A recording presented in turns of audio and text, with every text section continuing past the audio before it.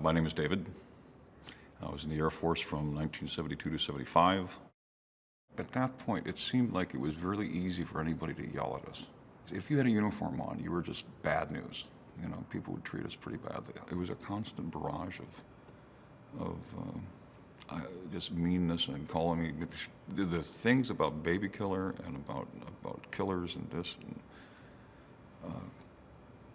that was really tenuous to me. It was always a problem to me. I can't explain how much pressure there was going anywhere, and being proud of being, you know, in the Air Force and serving my country and stuff, and being hammered. I mean, I'm telling you, hammered by people that I didn't even know. And not just that, but also the people that stood up for us, or the ones that were really pro-American, like I am today, in fact, turned their eyes. They just kind of averted their eyes.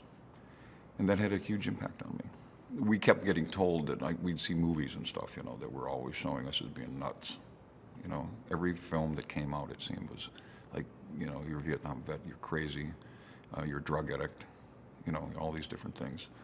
Which was really another thing that was strange, because it wasn't true. There was nobody that I knew that was like that. I went into a rock band after that, and I was like a lead singer in a rock band, and grew my hair out, and it ended up that I kind of hid amongst that, if you will. I had a hearing issue for a long, long time, and I wasn't sure my dad had the hearing problem as well. He was in the Army, he was in the artillery. So the question, or the statement always in the family was, wow, he was in artillery, and you got stuff blowing up all the time, and of course his hearing's gonna, you know. Well, and then mine was that, you know, C-130s and, you know, and all sorts that loud. We didn't have anything. They didn't stick earplugs in us or headphones or anything back then. And then I go into a rock band, of course, you know. I mean, where did it, so it was really bad.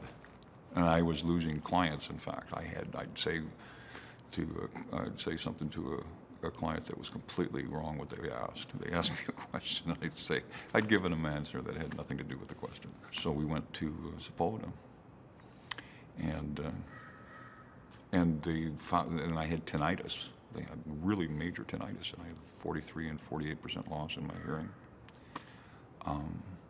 They gave me these hearing aids. I went, what's up with that? You know. I thought, this is like, they've never done anything for me. That was kind of the turning point. They gave me every test that was possible. They said, you haven't been here in how long? I said, 35 years. They go, why? And I went, let's not get into it. They said, what do you need me to do? All right. They did all sorts of tests, a ton of different things. They gave me a doctor, which I really liked. I mean, I tell you what, this was like night and day. At the end of '05 when we went there. I mean, the people were nice. Nothing like what I experienced all those years earlier. They were nice, they were efficient, they wanted to help, you could tell it. What ended up happening shortly after that was that my 33-year-old daughter died. Of course, losing your child before you, there's no words. There are no words whatsoever in that loss. She has 2 kids, she married and had 2 kids, grandsons of mine. And, you know, and I thought, well, I've dealt with worse. And in fact, I really believe that. I thought those words in my head. I dealt with worse. And, but I didn't do anything about it. You know, because I thought, you know, I mean, just, what am I going to do? I'm not going to talk to anybody. Who am I going to talk to? Nobody understands this. Nobody understands this. How many people could possibly understand what we're going through? It's not possible. So I talked to people at church that I knew and everything else. You know, so I had some people that had the same type of thing, whether they had a son that was killed, you know, in the service, and, you know, in Afghanistan or Iraq. Same kind of a thing, the same impact. Didn't matter what they died from. You got a kid that dies, your kid dies.